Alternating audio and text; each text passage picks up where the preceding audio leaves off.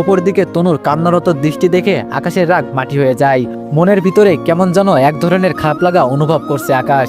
যদিও বা তনু আকাশের সাথে খারাপ আচরণ করেছে, কিন্তু মেয়েটার চোখের পানি দেখা মাত্রই আকাশ কেমন যেন একদম শান্ত হয়ে যায়। তনুর গলা থেকে হাতটা চুপচাপ নামিয়ে নিয়ে দাঁড়িয়ে থাকে আকাশ। অন্যদিকে তনু আকাশ থেকে ছাড়া পাওয়া মাত্রই কাঁচতে কাঁচতে বলে ওঠে, তোকে আমি ছাড়বো না। 5 বছর আগে করা আচরণের কারণে আগামী 3 বছরের জন্য তোকে জিম্মি করেছি, কিন্তু বর্তমানে তুই যেটা করেছিস সেটার জন্য তোর অনেক ভয়ানক শাস্তি পেতে হবে। আর তুই একটু আগে কি বলেছিস, আমার চাকরি করবি না, অন্য কোথাও চাকরি দেখবি? শোন, এই চিন্তা মাথা থেকে ঝেড়ে ফেলে দে। না হয়তো কন্ট্যাক্ট পেপার নিয়ে গিয়ে থানায় মামলা করে তোকে লকআপে বন্দি করব, আর তোর পরিবারকে একদম রাস্তায় নামিয়ে দিব। এমনিতেই তোর পরিবারের অবস্থা ভালো না, তার উপরে তোকে লকআপে দিলে তোর পরিবার রোডে নেমে আসবে। কি ভেবেছিস তুই আমাকে? আমি কাঁচা খেলোয়াড়? শোন, একদম আমার সাথে চালাকি করতে আসিস না, তাহলে কিন্তু তুই আর তোর পরিবার একদম ধ্বংস হয়ে যাবি। আকাশ তনুর কথার প্রতি উত্তরে আর কিছু বলে না, কারণ আকাশ ভালো করেই বুঝে গেছে সে ইতিমধ্যেই ভুল করে ফেলেছে। তার উপরে সে এখন আরো কিছু বললে বিষয়টা আরো জটিল হবে, যার দরুন তাকে তার পরিবারকে শাস্তি পেতে হবে। এমনিতেই তনু যে ডেঞ্জারাস, তার উপরে এখন যদি আকাশ উল্টোপাল্টা কিছু বলে তাতে করে সত্যিই তনু আকাশের 12টা বাজিয়ে দিবে। তাই আকাশ পরিস্থিতিটাকে সামাল দেওয়ার জন্য চুপ করে দাঁড়িয়ে থাকে, আর তনু রাগে ফসফস করতে করতে চেয়ারের উপরে গিয়ে বসে। কিছুটা সময় এভাবেই কেটে যায়, কেউ কারোর সাথে কোনো কথা বলে না। কিছুক্ষণ পর তনুর রাগ কমে যায়। রাগ কমার পর তনু কি মনে করে জানো, ডেস্কের ড্রয়ার খুলে ড্রয়ার থেকে ফার্স্ট এইড বক্স হাতে নিয়ে উঠে দাঁড়ায়। এরপর আকাশকে বলে, চুপ করে আমার চেয়ারটাই বস। আকাশ তনুর আচরণ দেখে পুরো তাজ্জব হয়ে যায়। আকাশের মাথা কাজ করছে না, এটা কি সত্যি সেই তনু যে একটু আগে আকাশের জীবন ধ্বংস করে দেওয়ার কথা বলছিল? আকাশ এক নজরে আশ্চর্যজনক দৃষ্টিতে হা করে তনুর দিকে তাকিয়ে থাকে। ওপর দিকে তনু আকাশকে তার দিকে হা করে তাকিয়ে থাকতে দেখে আবারও বলে ওঠে, এই অকর্মার ঢেকি, তোকে আমার চেয়ারটাই বসতে বলেছি, আমার কথাটা কি তোর কানে যায়নি? তনুর কথায় আকাশের হুঁশ ফিরে আসে। আকাশ তাড়াতাড়ি তনুর কথা অনুযায়ী চুপ করে তনুর চেয়ারটাই গিয়ে বসে। আকাশ তনুর চেয়ারে বসার পর তনু ফার্স্ট এইড বক্সটা খুলে নিজেই তুলো নিয়ে শুরুতে আকাশের কপালে রক্ত পড়া বন্ধ করে।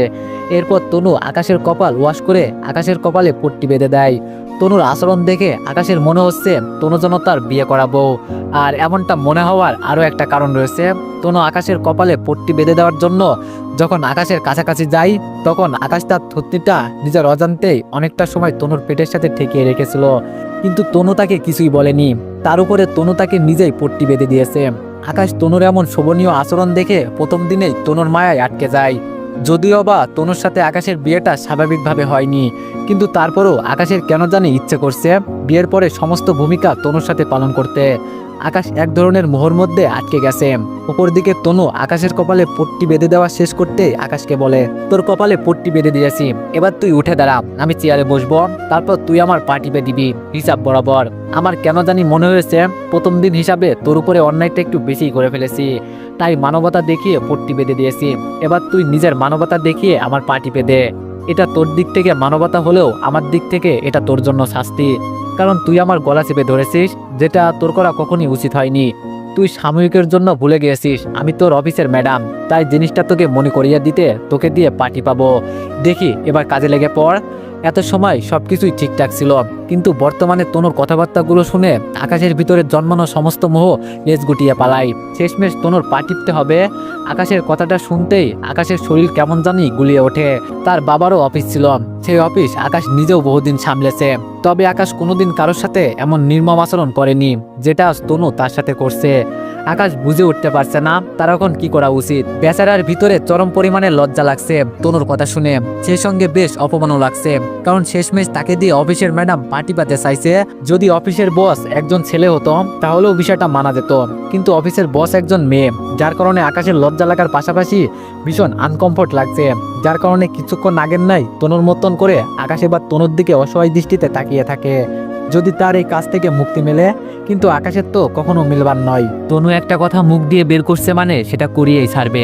তনু আকাশকে চুপচাপ তার দিকে তাকিয়ে থাকতে দেখে বলে ওঠে, দেখ আমি যেটা বলছি সেটা তোকে করতেই হবে, জলদি পা টিপতে শুরু কর, না হয় বড় ফোনটা তোর দিকে ছুঁড়ে মেরে কপালের আরেক পাশ ফাটিয়ে দিব। তনুর কথা শুনে অপরাগ হয়ে আকাশ তনুর পায়ে হাত দেয়। লজ্জায় মাথা কাটা যাচ্ছে আকাশের, তবে তার কিছুই করার নেই। কারণ এই মেয়ের কথা না শুনলে অনেক বড় মুসিবত আসবে তার কপালে। তাই সে বাধ্য হয়ে তনুর পা টিপতে শুরু করে। কিছু সময় পর পা টিপার পর অফিস ছুটির সময় হয়ে আসে। তাই তনু আকাশকে বলে, হয়েছে, এবার পা ছেড়ে উঠে দাঁড়া, আর মিনিট দুয়েকের মধ্যেই অফিস ছুটি হবে। যা, আজকের মতো তোর ছুটি, আগামীকাল 10টার আগে অফিসে এসে হাজির হবি। আমি বললাম আচ্ছা। আকাশ চোখ মুখ মলিন করে তনুর কথায় জবাব দিয়ে কেবিন থেকে বের হতে যাবে। তখনই তনু আবার পিছন থেকে আকাশকে ডেকে বলে, এই যে একটু দাঁড়া, তোর বেতনটাই তো এখনো ঠিক করা হয়নি। তোকে কত করে পারিশ্রমিক দিলে তোর পোষাবে বল?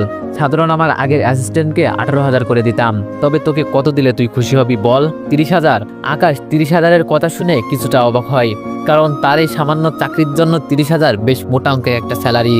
আকাশ তনুর মুখে 30,000 টাকার মাসিক বেতনের কথা শুনে অবাক হয়ে তনুকে বলে, ম্যাডাম, সত্যি কি আমি হ্যাঁ বললে আপনি আমায় 30,000 টাকার পারিশ্রমিক দিবেন? তনু বলল, তোকে সত্যি 30,000 টাকার পারিশ্রমিক দিব, কারণ তোর মতো অকর্মাকে দিয়ে আমি এক মাসে 30 লাখ টাকার বেশি কাজ উসুল করে নিব। তাই তোকে 30,000 টাকার মাসিক পারিশ্রমিক দিতে আমার মোটেও গায়ে বাঁধবে না। এবার বাড়ি যা, তোর বেতন 30,000 টাকা নির্ধারণ করে দিলাম। আকাশ চুপচাপ আর কথা না বলে বাড়ির উদ্দেশ্যে রওনা হয়। এইদিকে আকাশ চলে যাওয়ার পর তনু অফিস থেকে বেরিয়ে বাসায় চলে যায়। বাসায় যাওয়ার পর হাসি মুখে তনু নিজের মাকে বলে, মা, তোমার মনে আছে 5 বছর আগে সেলিম সাহেবের কথা? তনুর মা বলল, হ্যাঁ, অবশ্যই মনে আছে। ওনার কথা মনে না থাকলে কি করে হবে? উনি যে তোর বাবার বিজনেস পার্টনার ছিল। তনু বলল, মা, সেই সেলিম সাহেবের ছেলে আকাশ আজ আমার অফিসে চাকরি নিয়েছে। তনুর মা বলল, মাশাল্লাহ, এটা তো বেশ ভালো সংবাদ। তনু বলল, হ্যাঁ মা, বেশ ভালো সংবাদ, কারণ সেলিম সাহেবের পরিবারের সাথে আমাদের এত ভালো সম্পর্ক থাকা সত্ত্বেও গত 5 বছর আগে তারা আমাদের অসময়ে সাহায্যের জন্য এগিয়ে আসেনি। তার উপরে সেলিম সাহেবের ছেলে গত 5 বছর আগে আমার প্রপোজাল রিজেক্ট করে আমাকে অপমান করেছে। আমি সমস্ত কিছুর প্রতিশোধ নিব এবার সেলিম সাহেবের ছেলে আকাশের কাছ থেকে। একদম আকাশের জীবনটাকে নরক বানিয়ে দিব। পরিশেষে আকাশ তো পথে নামবেই, সেই সঙ্গে আকাশের পরিবারকেও পথে নামাবো, যেমনটা গত 5 বছর আগে আমাদের সাথে হয়েছিল। আকাশ তনুর অফিসে জয়েন করেছে, সেই কথাটা শোনা মাত্রই তনুর মা ভীষণ খুশি হয়। তবে পরবর্তীতে তনুর কথা শুনে তনুর মায়ের হাসি মাখা মুখখানা মুহূর্তের মধ্যেই পরিবর্তন হয়ে যায়।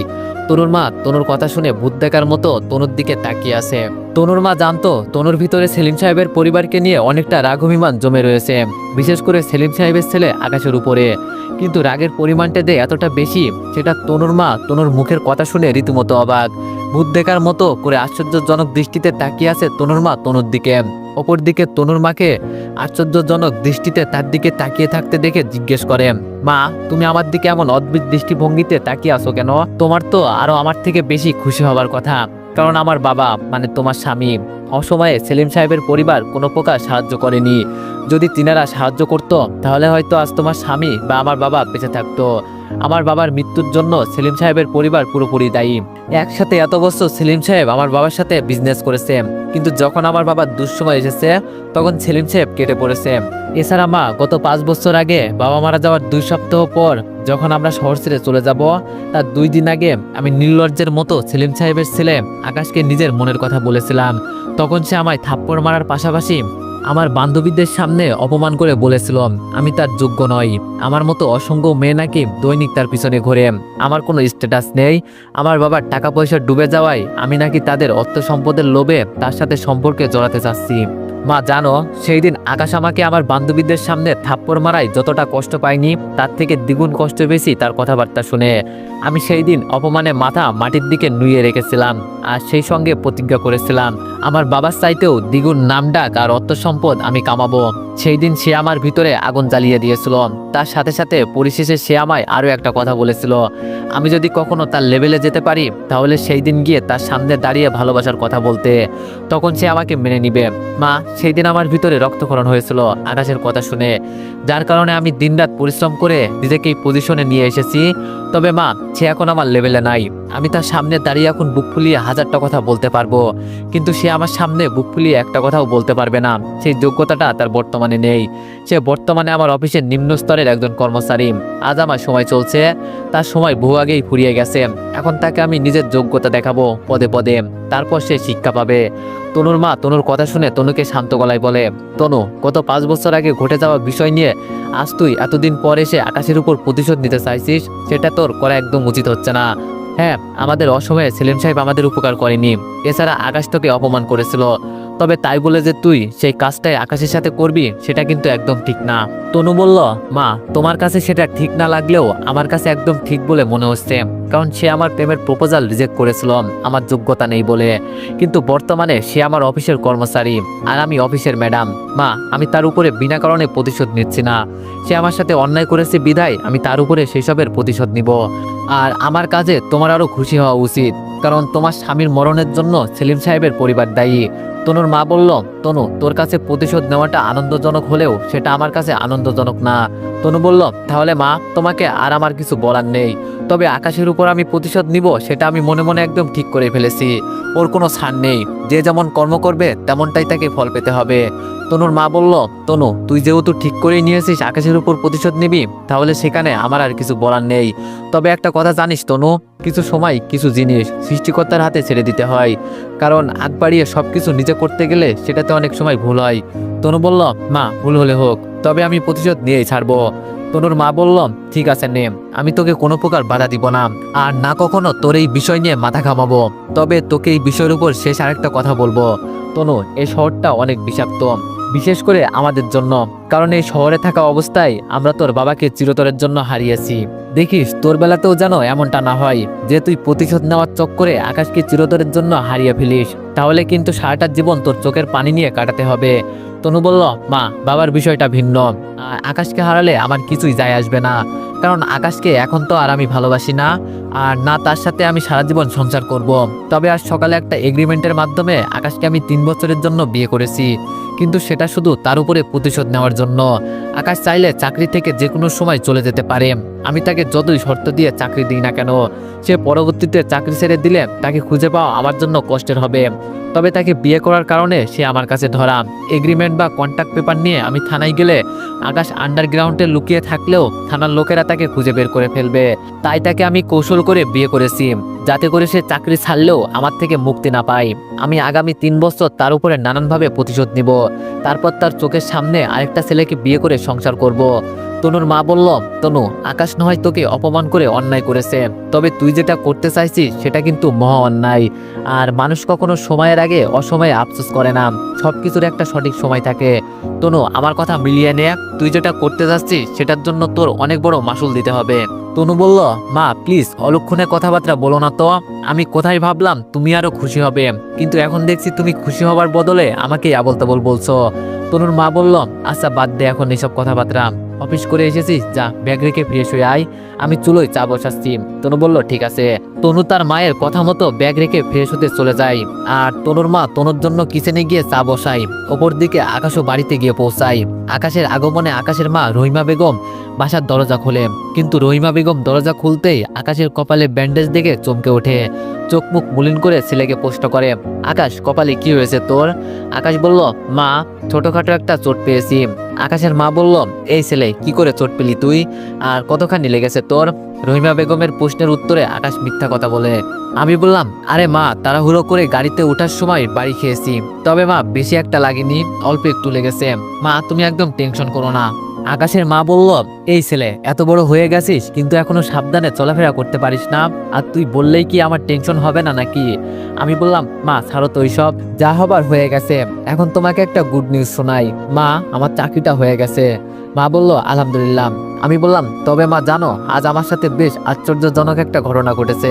মা বলল, কি আশ্চর্যজনক ঘটনা ঘটেছে আবার তোর সাথে? আমি বললাম, মা আমি যেই অফিসে ইন্টারভিউ দিতে গিয়েছি সেই অফিসের বস হচ্ছে বাবার বিজনেসম্যানের পার্টনার জসিম সাহেবের মেয়ে তনু। আকাশের মা বলল, কি তার মানে সে তোকে দেখা মাত্রই চাকরিটা কনফার্ম করে দিয়েছে তাই না?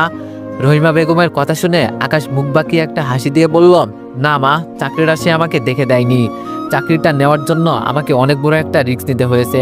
মা বলল, ও মা এটা কেমন কথা? তনুকে কি তুই তোর নিজের পরিচয় দিসনি, বা সে কি তোকে চিনতে পারিনি, আর কিসের রিস্ক নিয়েছিস তুই? আমি বললাম, মা তনুকে আমার পরিচয় দেওয়ার দরকার পড়েনি, আমার চেহারাটা তার একদম মনের মধ্যে গাঁথা, আর রিস্ক বলতে তনু আমাকে দিয়ে একটা কন্ট্রাক্ট পেপারে সাইন করিয়েছে। আকাশের মা বলল, কিসের কন্ট্রাক্ট পেপার, আর কি কারণে তনু এমনটা করলো? তারপর আমি মাকে অফিসের সব ঘটনা খুলে বললাম। মা বলল, আকাশ কি বলছিস এই সব? আমার তো মাথায় কিছুই কাজ করছে না। আকাশ, তোর একদম উচিত হয়নি এত কিছু করে চাকরিটা নেওয়া। দরকার হয় আরো কিছুদিন কষ্ট করতাম তোর অন্য কোথাও চাকরি হওয়া পর্যন্ত। এছাড়া তুই তো বুঝতেই পেরেছিস তনু তোর উপর প্রতিশোধ নিতে চাইছে, তাহলে কেন তুই ওর পাতা ফাঁদে পা দিলি? আমি বললাম, মা, তনুর কোম্পানিটা শহরের নামকরা একটা কোম্পানি, এছাড়া সংসারের অবনটন দিন দিন বেড়েই চলেছে, তাই চাকরিটা হাতছাড়া করিনি।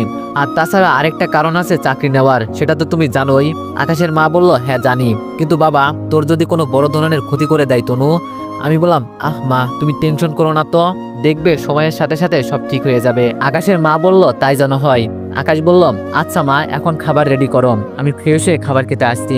কাজের চাপে আজ দুপুরে সেভাবে খাওয়া হয়নি, বেশ খিদে লেগেছে। আকাশের মা বলল, আচ্ছা ঠিক আছে, ফ্রেশ হয়ে আয়, আমি টেবিলে খাবার লাগাচ্ছি।